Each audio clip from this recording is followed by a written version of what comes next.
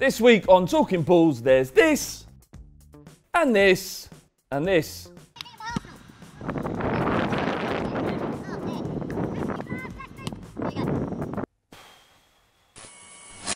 I did a bad thing this week. I was a little bit drunk and pretty giddy after watching Crystal Palace convincingly smash Arsenal at Selhurst Park. I was sitting with the old man and he was assuring me that Arsenal are broken, that their club is in tatters and that there's little chance that they will even finish in the top 4, let alone above Tottenham. So I tweeted this.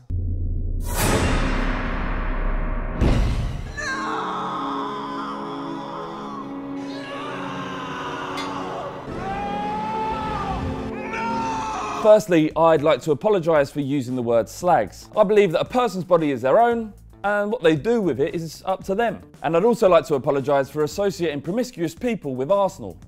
That's not on either. Ultimately, my question is this: have I jumped the gun here, or do Arsenal have any chance of clawing back the 14 points that it would take for them to finish above Tottenham? Or can Tottenham fans relax and enjoy the rest of the season? And where will Arsenal finish? Arsenal travel to Borough on Monday night in what absolutely must be judgment day for Arsene Wenger. Borough can't score, but their defence, especially at home, will likely frustrate the London side. It could well be another difficult night for the Frenchman, and you have to ask, then what?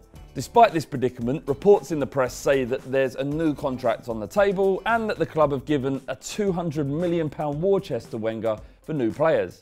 £200 million war chest, Craig. And who have they been linked with today in the press? This guy. On a free. But none of that addresses the obvious problems currently polluting the football club. Probably make them worse because the frustrations from the fans are about what's happened in the past. Arsenal find themselves in a weird predicament. It's almost better for them to finish outside the top 6 than it is to qualify for the Europa League. This season, look at what Liverpool and Chelsea have been able to do with playing less football. Arsenal, without European football and money to spend, will be a dangerous force next season with or without Wenger. Arsenal fans, if you had the choice of not being in the Europa League and finishing 7th or 8th, would you take it? Or is any kind of European football important to Arsenal Football Club? Ex-Tottenham and Brazil midfielder Paulinho could be forced out of China after he was recently pictured posing with porn star Tsukasa Oi. He happened to be holding cash, which unfortunately makes it look like he's about to pay her to teach him the arts of horizontal pleasure, or vertical pleasure, depends what you're into. The truth is that the player was advertising an illegal betting app, and it's weird because it's not like he hasn't got enough money already. I think he earns more than the entire Spurs midfield as it stands. It gets weirder though, as the reason why Paulinho may face extradition is because it's forbidden for sportsmen to be photographed around or in porn stars. Just for the record, if anyone from the office is watching and happens to be using my computer, I googled Tsukasa Oi for research purposes. All the other stuff in there is an accident and is not representative of me as a person. What, that's not weird? Oh, come on, you've got to be a little bit more open-minded than that. Not everyone's interested in 20 Minutes Missionary. I'm 35, it takes extreme things to get me off. All right, the 20 streams of Bukakis that I had going was a little bit too much, but fine. All right. You might notice Phil Stamp's been given the boot, new man in town, and there is a few things surprising about his playing career.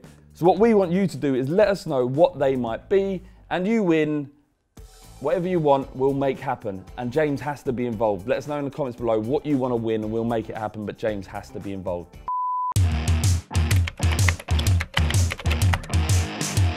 Welcome to Top Comments time, and don't worry, Craig hasn't screwed up the edit. Our faces do look like this. We are a little bit sunburned, aren't we, Flav? Yeah. Both of us. Yeah. I thought I'd deflect it with a red shirt.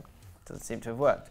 The reason we've got sunburn is because yesterday Flav was doing a Soccer AM collab, which you can enjoy very soon on the YouTube channel. And with, you know, this is Top Comments. Let's quickly just take a look at some of the best comments from the Facebook Live that you did.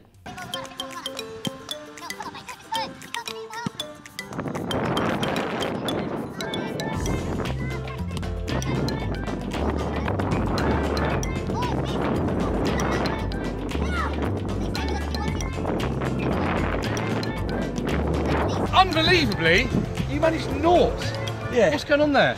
Well, life, really. My life. The thing is, the comments I said, couldn't you find, I looked at it as well, one of the comments was, couldn't you find anyone better than this bloke, right? And the reason why I was doing it is because you're injured, Adam's injured, and it was only us three. Craig will never play football again. Right, yeah. Because Different of story the for knee. another time, yeah. So it was up to me, and I stood up, and the t-shirt was too small for me. It was too tight. Hashtag dad body. And do you know what I've done? Joined the gym. Good. Well, there you go. You know, things happen for a reason. The internet is cruel, but it's also fair. Flav the Adonis coming soon. Yeah. Project Get Sexy. All right, I took a bit of stick, and I'm not above taking a bit of stick, but you also got done on Social Club this week. Isaac Peterson, 3:37, Flav Masterclass. Clint Hill, playoff final, sacrificed himself for the team. Legend. More widely known. How? Because we'd gone to 10 men down, and he was about Actually, don't worry. Redknapp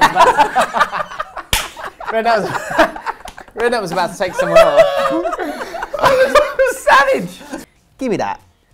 I do the top comments bit, and I'll have you know, there were comments, people getting behind James and his possible Clint Hill story. People want to hear it. Look, Davisha says, can I hear the rest of the Clint Hill story, please, James? Ollie Morgan, we wanted to hear the story, Flav. James should whip Flav. All right, fair enough. I mean, I saw a joke, I saw an opportunity, and I went for it, but I do feel a little bit bad for it. So I think, you know, you should have an opportunity to tell the story again now.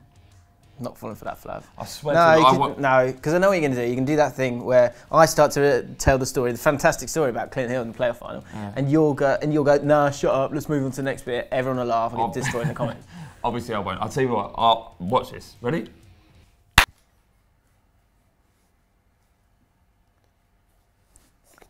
Flav, you know, true to his word. They've even made a little pocket-sized book so I can hold it properly. Right. The Clint Hill story. Here we go. By James Alcott.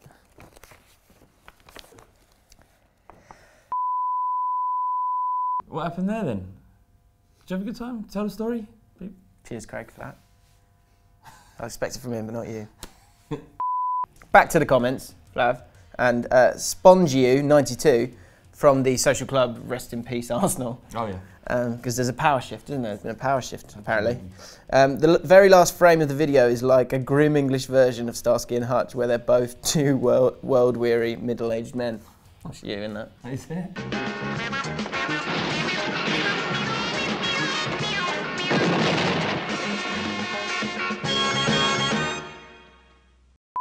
I don't just keep wearing the same jumper. Yeah. All right? Why are you wearing that jumper again? Fuck off. Fucking stinks.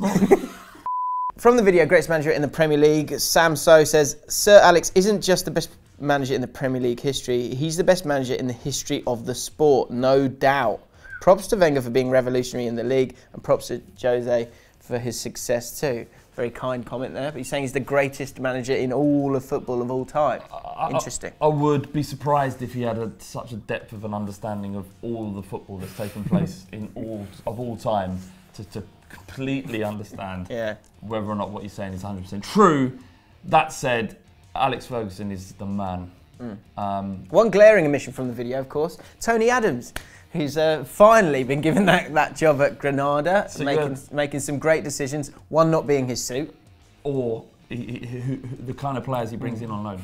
Yeah. Or as a trial. So Rio Coca. Yeah, first meeting. Right, boys, sit down. Got an idea. Lads, in you come. It reminds me of that film, Mike Bassett, England manager, when he writes the names of these players in the back of the back, and Benson Hedges start lining up. It reminds me of that. It's that much of a joke. Rio Coca, how old is he? 32. He's 32? Yeah. What's he been doing with his career? He went to MLS, didn't he? All right. But yeah, in where terms players of go to die. Yeah, but in terms of I wouldn't go that far. But in terms of players who are going to get you out, they're bottom of the league. Players who are going to get you out of it. I'm not sure those are the two. And Tony Adams has had horrific spells at Portsmouth, Wickham, and Azerbaijan, I think it was. I like the How's he got that job? It's as much a surprise to me as it is to you. Yeah. Which leads me to this week's question. Which player did you expect to be a really good football manager, but turned out to be bang average? Tony Adams, he was a given to be a brilliant manager because he's a leader. He's a captain of the club. It turns out he's not that great. And we ain't seen a player of his ilk for many years. Exactly. We'll play him on the beaches. We'll beat him on the beaches. Tony Adams actually talks a bit more like that. It's a bit high. It's like he's been on the toilet. He's sort of kind of got indigestion and he's touching cloth. It's kind of got indigestion. He's kind of running out of breath and someone's pushing on his ribcage. That's how Tony Adams talks. Anyway, is there a player who was bang average, not bang average, has been a bang average manager, but you thought he was going to be really, really good? Let us know in the comments below. Got anything off the top of your head? Kevin Keegan.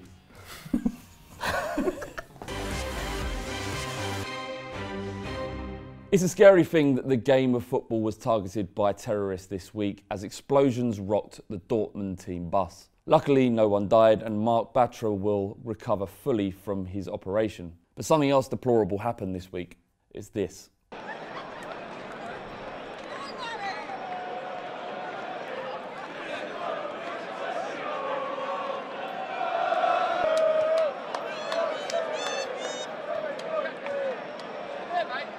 Now, I get that this isn't a problem with Leicester City as a football club, and it's not even really a problem with English fans, as similar scenes occurred when PSV descended on Madrid the last time they played here. But this is a problem with football, because these fucking despicable actions from a minority of fans shames us all. People talk about football fans being treated as humans and not criminals, but then a minority behave in a way far worse than those who break the law, laughing, mocking and baiting those too desperate to care about the humiliation they're suffering. It makes me fucking sick. An Algorithm crew, if you're still watching, kumquat, you know what to do.